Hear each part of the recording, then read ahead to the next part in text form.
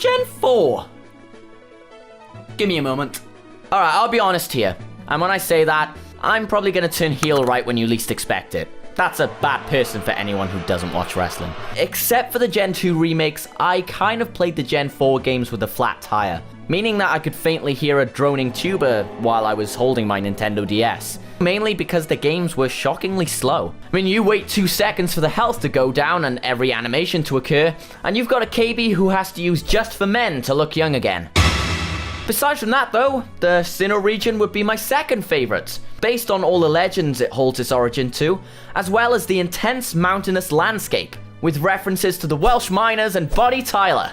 As for the Pokemon, well, the majority were just making up for past generation Pokemon that needed an evolution, and the rest to me didn't have much special treatment, except for the Pokemon being named here, as well as the honourable mentions such as Weasel and Kricketune. Mustache on mustache. I am excluding legendaries from anything I said there because this list is not about legendaries at all, as this is the first time I'm going to remember to mention the fact that starters, evolutions, fossil Pokemon, Pseudo legendaries, and legendaries are exempt from this list as they get their own lists, as well as Mega Evolutions, but I can hardly count them to be Pokemon properly, and so can you. So, time to begin now. Come on, chop chop. Pimp! We're now getting a reminiscence to all the winter horror stories with the ever so spooky Frostlass. So since we've discussed her before in my disturbing Pokemon Round 3 video, and yes, I can refer to her as a woman, a ghost woman to be more specific, a ghost icicle woman to be more, you get the picture. You get more of a plausible evolution from Frostlass, with a blossoming Snorunt to bloom out using the Dawnstone introduced in this generation. She could possibly be used as a mop or even a mopping wig to make you look more elegant, along with the unique typing of Ice and Ghost to bump up the fun. Frostlass gets more of an advantage to Glalie in battle if we're excluding the Mega Evolution to where not only does she shift that balance Glalie had, to now catering to speed and special attack, but she can also act as a great support with spikes, while using Taunt to stop any tricks the opponent may whip out. Then having Ice Beam for that shred of offense, and Destiny Bonds to make sure the opposition resembles a tomato. Focus Sash can make sure it continues its support, while Curse Body can further cripple the attacker. Now I mentioned this Pokedex entries before about how it likes to possibly freeze mooses and put their heads on display within the privacy of their own dead snow wonderland. But what's also interesting is how it's inspired by Alphonse Elric by being hollow. So it's not good enough to be a mop? The Yuki Onna, a female snow spirit from Japanese folklore, is possibly what inspired this eerie Pokemon, perishing in the snow for years to come. Petwar! Looks like Tuxedo Mask finally found a role within the world of Pokemon by exerting his attraction within the planted elements of Mother Nature, taking the form of Roserade. Roserade is essentially that superhero that everybody aspires to be. Positive, great willpower, the nice smell, and the Rosebud Rocker hair gesture. They needed something to look more established for Roselia when evolving. And good lord, we got it! Roserade makes good use of its special attack power, with stab moves like Sludge Bomb, Leaf Storm, and even including Extra Sensory into the mix. It is your choice whether you want spikes or toxic spikes, but focusing on offense with a Life Orb involved is the way to go. And depending on the ability, if you have Natural Cure, then keep the moves I mentioned, but if you have Technician, then Hidden Power Fire should be the one to equip it with. Its diamond entry can describe it to be quite seductive to get what it wants. Blood. But it does indeed have grip, with thorns instead of hands if you thought it couldn't make you a cup of tea. As well as some interesting dance moves, possibly capoeira. It's also shown to be quite toxic as people slip under as they get addicted to it. Masquerade Basis. I guessed. Just give it a fedora and it's good to go, as well as being a bit of a twat. 3! Introducing the death-defying fighter jet, which is personally my favorite of all the starter birds, Staraptor. First is the name, which while it comes from Starling and not actually a star, it still makes it sound like it's the one and only raptor. Peregrine Falcon's got nothing on it. Having Intimidate will also let it portray a fierce competitor with a quiff pointing forward to spell out, "You're gonna die." When it comes to starter birds, they tend to get pretty mediocre stats with limited move pools. But don't spell out any future Pokemon because I might just talk about them. You never know until we get there. Thankfully, they did get slightly increased stats in Generation 6, including Staraptor, who got a boost to its special defense. Whoa, that's great. With a high attack and good speed though, Staraptor goes all out in battle, making use of recoil stab moves such as Double Edge and Brave Bird, with a choice banned. Yes, banned, because I mixed that up with Scarf last time, and I might still... You might still mess up this time. Oh my god! Next up is a choice of either Close Combat, Final Gambit, or Quick Attack.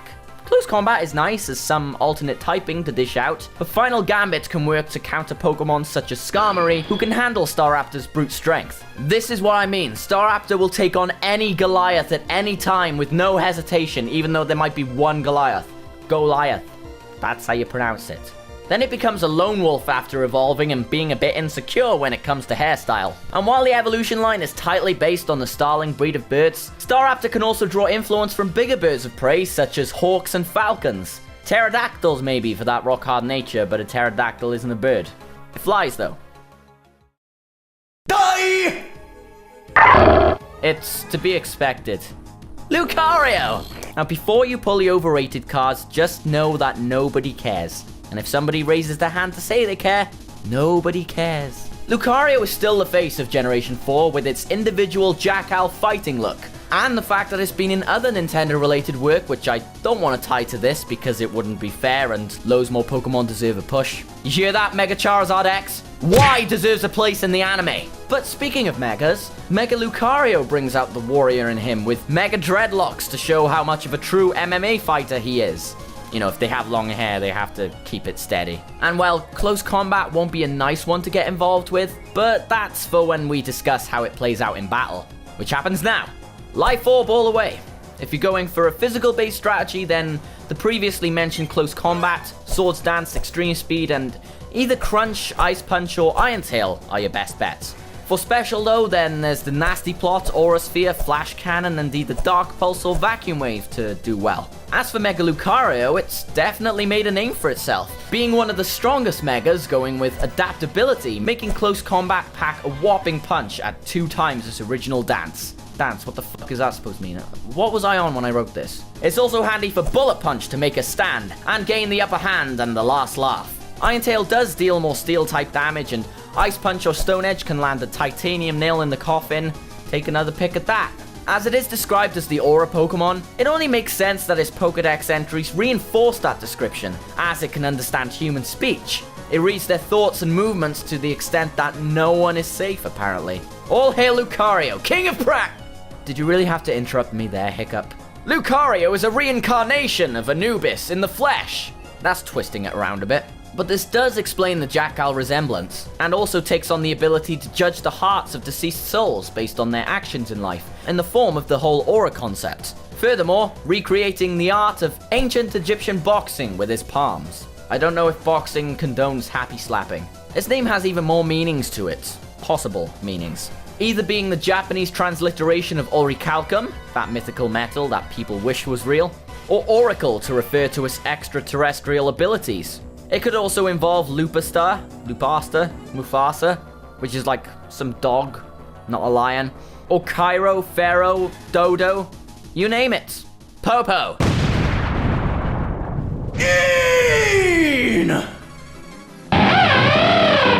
Now retaining its name for itself as head of the food chain, maybe not as high as many legendaries, it's Luxray! I just love the overall dark and pokey edgy concept of its assassin-like appearance. Springing from the early Cub age, which people regretfully didn't vote to be #1 on my cutest Pokemon list, and becoming an extreme feline badass. The best bet for Luxray is for a Toxic Orb and Facade combo, using moves such as Wild Charge, Superpower, and Crunch or Quick Attack to get the job done.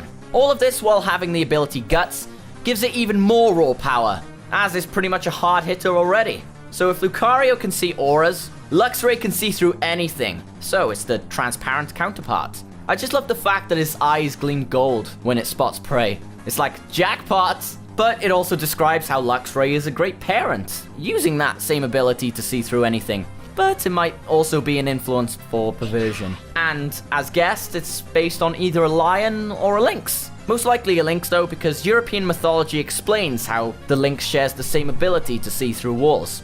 but put it in Greek mythology and it'll be peeking through Aphrodite's window.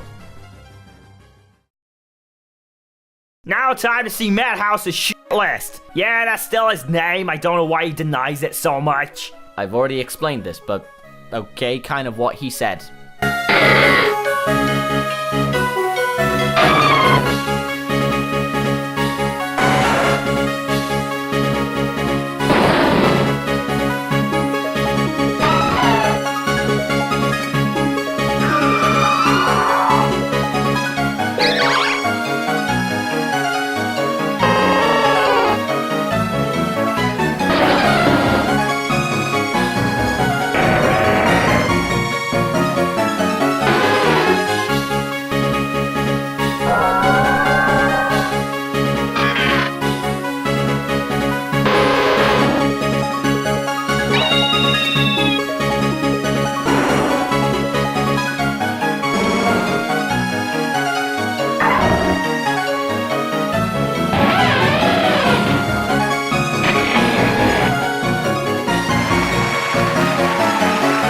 So it looks like Flygon is still at the top. Who can knock him down from the mountain? Find out when we talk about Gen 5 and Gen 6.